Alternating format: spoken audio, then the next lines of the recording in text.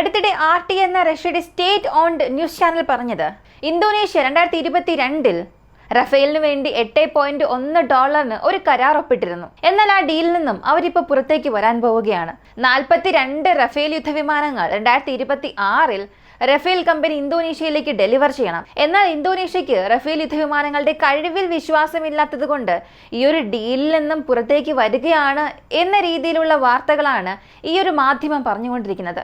ഇതുപോലെ ഈ Russian state owned media western കൺട്രീസിന് എഗെയിൻസ്റ്റ് ആയിട്ടുള്ള പ്രൊപ്പഗണ്ടയിൽ ഇറങ്ങുക എന്നുള്ളത് ഒരു പുതിയ കാര്യമല്ല, ഇതൊരു സാധാരണ കാര്യമാണ്.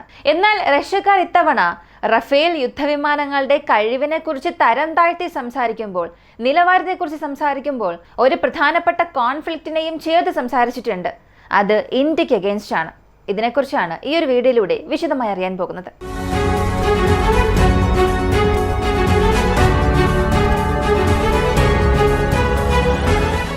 ലോകം മുഴുവനും എത്രയോ രാജ്യങ്ങളിൽ എത്രയോ യുദ്ധവിമാനങ്ങൾ നിർമ്മിച്ചുകൊണ്ടിരിക്കുകയാണ്.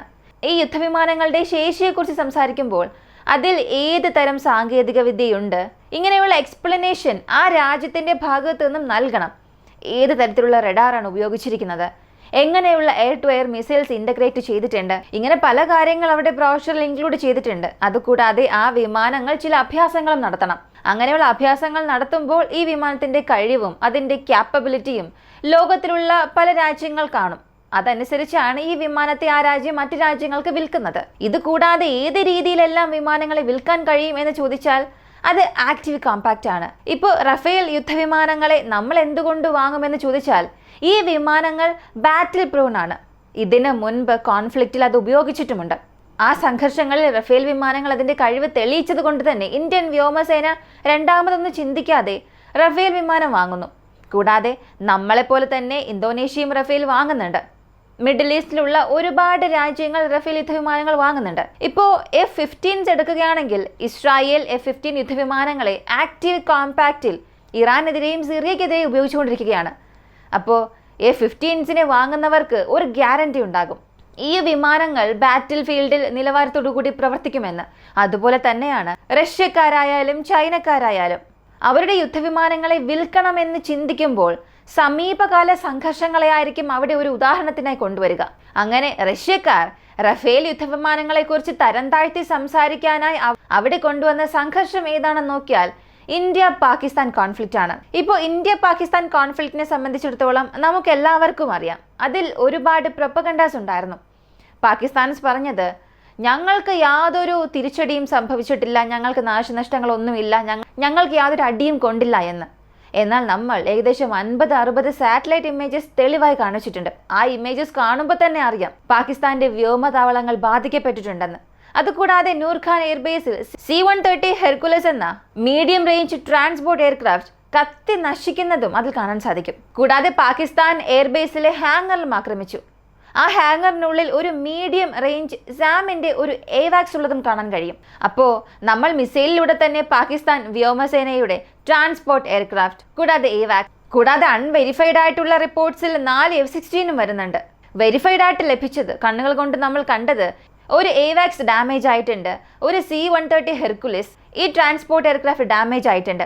ഇത്രയൊക്കെ അവർക്കെതിരെ പറയാൻ നമുക്ക് തെളിവുകൾ ഉണ്ടായിരുന്നിട്ട് കൂടിയും പാകിസ്ഥാന്റെ അഭിപ്രായം എന്നത്, അതും ഈ യുദ്ധത്തെ സംബന്ധിച്ചിടത്തോളം അവർ പറയുന്ന അഭിപ്രായം, ഞങ്ങൾക്ക് യാതൊരു തകരാറും ഇല്ല എന്നാണ്. ഇനി സമാനമായി അവർ നൽകിയ കൗണ്ടർ ക്ലെയിം നോക്കുകയാണെങ്കിൽ ഞങ്ങൾ 3 റഫേൽ വിമാനങ്ങളെ വെടിവെച്ച് വീഴ്ത്തി എന്നാണ് പറഞ്ഞത്. ഇന്ന് വരെയും ഇന്ത്യൻ ഭാഗത്ത് നിന്ന് ഒഫീഷ്യലായി ഏതൊരു വാർത്തയും ഇതിനെക്കുറിച്ച് പുറത്തു വന്നിട്ടില്ല, റഫേൽ യുദ്ധവിമാനങ്ങളെ അവർ വെടിവെച്ച് വീഴ്ത്തിയില്ല എന്നുള്ളതിനെക്കുറിച്ച്. അപ്പോൾ ഇതിനെക്കുറിച്ചുള്ള വിശദമായ വിവരം പുറത്തു വരുന്നതുവരെയും നമ്മൾ കാത്തിരുന്നേ മതിയാവുകയുള്ളൂ. എന്നാൽ അതിന് മുൻപ് തന്നെ പാകിസ്ഥാൻസ് പറയുന്ന ഈ ക്ലെയിംസ് പൂർണ്ണമായും വിശ്വസിച്ച പാശ്ചാത്യ രാജ്യങ്ങൾ, കൂടാതെ നമ്മുടെ സൗഹൃദ രാജ്യം എന്ന് കരുതിയ റഷ്യ, അവർ അവരുടെ സ്വാർത്ഥതയ്ക്ക് വേണ്ടി തന്നെ ഇങ്ങനെയുള്ള പ്രചരണങ്ങളെ അവർ പ്രസിദ്ധീകരിച്ചു കൊണ്ടിരിക്കുന്നു. ഇപ്പോൾ ഇതിലൂടെ റഷ്യക്കാർക്ക് എന്ത് നേട്ടമാണെന്ന് ചോദിച്ചാൽ അത് വളരെ ലളിതമാണ്. ഇപ്പോഴത്തേക്ക് ലോകത്തിൽ ഏറ്റവും കൂടുതൽ വിറ്റഴിക്കുന്ന വിമാനം റഫേൽ ഫൈറ്റർ ജെറ്റ്സ് ആണ്. 4.5 ജനറേഷനിൽ ഇതാണ് കൂടുതലായും വിറ്റഴിക്കുന്നത്. അപ്പോൾ ഈ വിമാനത്തിൻ്റെ മാർക്കറ്റിനെ തകർക്കണം, ആ ഒരു വിപണിയെ ഇടിച്ചു തകർക്കണം എന്നുണ്ടെങ്കിൽ ഇന്ത്യ പാകിസ്ഥാൻ കോൺഫ്ലിക്റ്റിൽ പാകിസ്ഥാൻസ് പറയുന്ന ഈ ഒരു പ്രചരണം, അവരുടെ തെളിവ് പോലും ഇല്ലാത്ത പ്രചരണത്തെയാണ് ഇവിടെ കൊണ്ടുവരുന്നത്. അവരുടെ പക്കൽ യാതൊരു തെളിവുമില്ല. ഏതെങ്കിലും ഇമേജ് കാണിക്കുകയാണെങ്കിൽ അത് AI ജനറേറ്റഡ് ആയിരിക്കും, അല്ലെങ്കിൽ ഇതിന് മുൻപ് മറ്റേതെങ്കിലും യുദ്ധവിമാനം ആക്സിഡന്റ് ആയതായിരിക്കും കാണിക്കുക. കൃത്യമായ തെളിവ് ഇതുവരെയും പാകിസ്ഥാൻ നൽകിയിട്ടില്ല.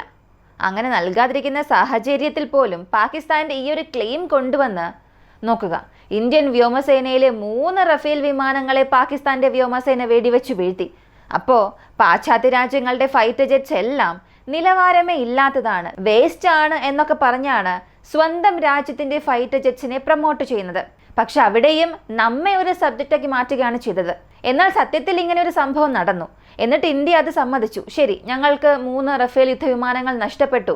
ഇങ്ങനെ ഒരു ക്ലെയിം നടത്തിയതിന് ശേഷമാണ് ഇവർ ഇങ്ങനെയുള്ള പ്രചരണങ്ങൾ നടത്തിയത് എന്നുണ്ടെങ്കിൽ നമ്മൾ അതിനെക്കുറിച്ച് വലിയ രീതിയിൽ സംസാരിക്കേണ്ട ആവശ്യമില്ല.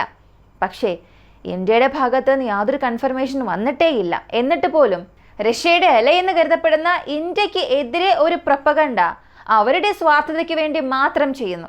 സത്യത്തിൽ ഇത് അംഗീകരിക്കാനേ സാധിക്കുന്നില്ല. ഇപ്പോൾ ഇത് ഇന്തോനേഷ്യയോട് കൂടി അവസാനിച്ചില്ല. അടുത്തത് ഇന്ത്യ. അടുത്ത 5ാം തലമുറ യുദ്ധവിമാനം വാങ്ങാനുള്ള ഒരു ഡീലിലേക്ക് നമ്മൾ പോവുകയാണ്. ഈ ഡീലിനെ സംബന്ധിച്ചിടത്തോളം മിനിമം $15 ബില്യൺ നമ്മൾ ചിലവഴിക്കും. അപ്പോൾ ആ $15 ബില്യൺ കോൺട്രാക്ട് തങ്ങൾക്ക് ലഭിക്കണം എന്നുള്ളതിന് വേണ്ടി അതേ RT എന്ന മാധ്യമം ചെയ്തിരിക്കുന്നത് റഫേൽ യുദ്ധവിമാനങ്ങളിലുള്ള ശേഷി വളരെ മോശമാണ്. അത് ഈ സംഘർഷത്തിൽ നിങ്ങൾ തന്നെ കണ്ടിട്ടുണ്ടാകും. അതുകൊണ്ട് F-35നെ വിശ്വസിച്ച് പാശ്ചാത്യ രാജ്യങ്ങളുടെ നിലവാരമില്ലാത്ത വിമാനങ്ങളെ വാങ്ങുന്നതിന് പകരം Su-57 വാങ്ങുക എന്നാണ് പറഞ്ഞത്. അപ്പോൾ ഇന്ത്യയുടെ ആല എന്ന് കരുതപ്പെടുന്ന റഷ്യ പാകിസ്ഥാൻസിന്റെ യാതൊരു തെളിവുമില്ലാത്ത പ്രചരണം അവർക്ക് അനുകൂലമാക്കി എടുക്കുന്നത് അംഗീകരിക്കാൻ കഴിയാത്തൊരു കാര്യം തന്നെയാണ്. ഇന്നുവരെയും ഇതിനെക്കുറിച്ച് വലിയ രീതിയിൽ ആരും കവർ ചെയ്ത് കാണില്ല. കാരണം നമ്മെ സംബന്ധിച്ച് റഷ്യ നമ്മുടെ ആലയാണ്. എന്നാൽ എത്ര തന്നെ അലൈസ് ആയിരുന്നാലും അവരുടെ സ്വാർത്ഥതയ്ക്ക് വേണ്ടി നമ്മുടെ ശത്രുക്കൾ നടത്തുന്ന പ്രചരണം നമുക്ക് നേരെ തന്നെ ചൂണ്ടിക്കാണിക്കുന്നത് ഒട്ടും ശരിയല്ല. ഇനി RT ന്യൂസിനെ സംബന്ധിച്ചിടത്തോളം ഒരു പ്രധാനപ്പെട്ട പാറ്റേൺ നിങ്ങൾക്ക് കാണാൻ സാധിക്കും. RT ഉറുദു ഉണ്ട്, RT ഇംഗ്ലീഷ് വേർഷൻ ഉണ്ട്, RT ഇന്ത്യയുണ്ട്. RT ഇന്ത്യയിൽ അവർ നൽകുന്ന ട്വീറ്റ്സ് എല്ലാം ഇന്ത്യ ആക്രമിച്ചതിൽ പാകിസ്ഥാൻ തലകുത്തി വീണു, അവർ സീസ് ഫയറിൽ വന്നു എന്നൊക്കെ. എന്നാൽ ഇതേ കാര്യത്തെ അവരുടെ തന്നെ RT ഉറുദുവിൽ ചെന്ന് നോക്കിയാൽ പാകിസ്ഥാൻ അടിച്ച അടിയിൽ ഇന്ത്യ മുട്ടുകുത്തി വീഴുകയും സീസ് ഫയറിന് വന്നു എന്നൊക്കെ കൊടുത്തിരിക്കും.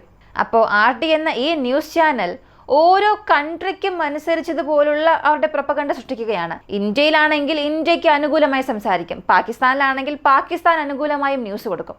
ഇങ്ങനെ ഓന്തിനെ പോലെ നിറം മാറുന്നത് നല്ലൊരു മാധ്യമമല്ല. ഇവരെന്നല്ല, ഇപ്പോൾ ഈ RT എന്നല്ല, സാധാരണ മാധ്യമങ്ങൾക്കെല്ലാം ഇങ്ങനെ പ്രൊപ്പഗണ്ട പരത്തുന്ന ഒരു തത്വമുണ്ട്. പക്ഷേ ഇവിടെ നോക്കുകയാണെങ്കിൽ റഷ്യൻ എക്കണോമിയെയും റഷ്യൻ മെഷീനറീസിനെ കുറിച്ചൊക്കെ പുകഴ്ത്തി സംസാരിക്കാനായി റഷ്യക്കാർ അവരുടെ മാധ്യമം പ്രയോജനപ്പെടുത്തും. എന്നാൽ അവിടെയും സ്വന്തം സൗഹൃദ രാജ്യത്തിനെതിരെ സംസാരിക്കുന്ന ഒരു രീതി ഒട്ടും നല്ലതല്ല. ഇതിനെക്കുറിച്ചുള്ള നിങ്ങളുടെ അഭിപ്രായം എന്താണെന്നുള്ളത് കമന്റിൽ പറയുക. കൂടാതെ CNN പോലുള്ള അമേരിക്കയുടെ പ്രധാനപ്പെട്ട മീഡിയ ഔട്ട്ലെറ്റ്സ് ഇവിടങ്ങളിലെല്ലാം പാകിസ്ഥാൻ ആദ്യമേ ചെന്ന് ഇന്റർവ്യൂ കൊടുക്കുകയാണ്. ഈ ഒരു കോൺഫ്ലിക്റ്റ് തീരുമാനത്തിൽ വരാത്ത സാഹചര്യത്തിൽ പോലും, അതായത് ഓപ്പറേഷൻ സിന്ധൂർ അവസാനിച്ച ആ അടുത്ത ഒറ്റ ദിവസത്തിൽ തന്നെ 26 മണിക്കൂറിനുള്ളിൽ തന്നെ CNN ചെന്ന് ഒരു ഇന്റർവ്യൂ കൊടുക്കുന്നു. ഇന്റർവ്യൂ കൊടുത്തിട്ട് ഞങ്ങൾ 5-6 യുദ്ധവിമാനങ്ങളെ വെടിവെച്ച് വീഴ്ത്തിയെന്നും പറഞ്ഞു. ഈ സാഹചര്യത്തിൽ CNN എന്തായിരുന്നു ചെയ്യേണ്ടിയിരുന്നത്? 5 വിമാനങ്ങളെ നശിപ്പിച്ചെങ്കിൽ ഞങ്ങൾക്ക് അതിന്റെ തെളിവ് നൽകണം എന്നാവശ്യപ്പെടേണ്ടതായിരുന്നു. പക്ഷെ അവർ ചെയ്തത് അങ്ങനെയല്ല. അതെ, പാകിസ്ഥാൻ ഇന്ത്യയുടെ 5 വിമാനങ്ങളെ വെടിവെച്ച് വീഴ്ത്തിയെന്ന് അവരും വാർത്ത പുറത്തുവിട്ടു. ഇങ്ങനെ പാകിസ്ഥാന് അനുകൂലമായ ഒരുപാട് മാധ്യമങ്ങൾ ഉള്ളതുകൊണ്ടും പാകിസ്ഥാന്റെ ഇൻഫോർമേഷൻ വാർഫെയർ നമുക്ക് മുൻപേ തന്നെ അവർ സ്റ്റാർട്ട് ചെയ്തതുകൊണ്ടും ഈ വന്നുകൊണ്ടിരുന്ന നറേഷൻസ് എല്ലാം പൂർണ്ണമായി നമുക്ക് എഗെയിൻസ്റ്റ് ആയിരുന്നു. എന്നാൽ ദിവസങ്ങൾ കഴിഞ്ഞപ്പോഴാണ് നിഷേധിക്കാനാകാത്ത തരത്തിലുള്ള സാറ്റലൈറ്റ് ഇമേജസ് എല്ലാം നമ്മൾ പുറം ലോകത്തിന് കാണിച്ചത്. അതിനുശേഷമാണ് അവർ സമ്മതിച്ചത് തന്നെ. പക്ഷേ സംഘർഷം നടന്നുകൊണ്ടിരുന്ന സമയത്ത് പാകിസ്ഥാൻ പറഞ്ഞ അഭിപ്രായങ്ങളെല്ലാം ലോകത്തിലെ പലരും വിശ്വസിച്ചു. അതിനുശേഷം നമ്മളിപ്പോൾ സാറ്റലൈറ്റ് ഇമേജസ് കൊണ്ടുവന്ന് കൊടുത്താൽ അത് കാണാൻ കുറച്ച് ആളുകൾ മാത്രമേ ഉണ്ടാവുകയുള്ളൂ. ഈ ഇമേജസ് എല്ലാം കണ്ടിട്ട് ഇതാണല്ലേ സത്യത്തിൽ സംഭവിച്ചത് എന്ന് മനസ്സിലാക്കി അവരുടെ പഴയ ഒപ്പീനിയൻ ചേഞ്ച് ചെയ്യുന്നവരുണ്ട്. എന്നാൽ അങ്ങനെയുള്ള വ്യക്തികൾ ഇപ്പോൾ ഈ കോൺഫ്ലിക്റ്റിന്റെ വാർത്തകൾ കാണുമോ ഇല്ലയോ എന്നുള്ളത് പോലും നമുക്കറിയില്ല. ആ സമയത്ത് സംഘർഷം ചൂടേറി നടക്കുമ്പോൾ മാത്രമാണ് ഈ വാർത്തകളെല്ലാം പലരും നോക്കുന്നത്. അതിനുശേഷം നമ്മൾ ഈ തെളിവുകളെല്ലാം കൊണ്ടുകൊടുത്താൽ ആരും അത് ശ്രദ്ധിക്കാൻ പോകുന്നില്ല. അപ്പോൾ ഇൻഫർമേഷൻ വാർഫെയറിനെ സംബന്ധിച്ച് ഈ ഒരു കോൺഫ്ലിക്റ്റ് നമുക്ക് വ്യക്തമായ ഒരു പരാജയം തന്നെയായിരുന്നു. കാരണം പാകിസ്ഥാൻസിനെ പോലെ നമ്മൾ ഇൻഫർമേഷൻ വാർഫെയർ നടത്തിയിട്ടില്ല. ഇത് തന്നെയാണ് പൊതുവെ എല്ലാവരും പുറത്ത് പറയുന്ന ഒരു അഭിപ്രായവും. നിങ്ങളുടെ അഭിപ്രായം എന്താണെന്നുള്ളത് കമന്റിൽ പറയുക. കൂടുതൽ വീഡിയോസിനായി വോയിസ് ഓഫ് വിക്കി എന്ന നമ്മുടെ ചാനൽ സബ്സ്ക്രൈബ് ചെയ്യുക. മറ്റൊരു വീഡിയോയുമായി വീണ്ടും കാണാം.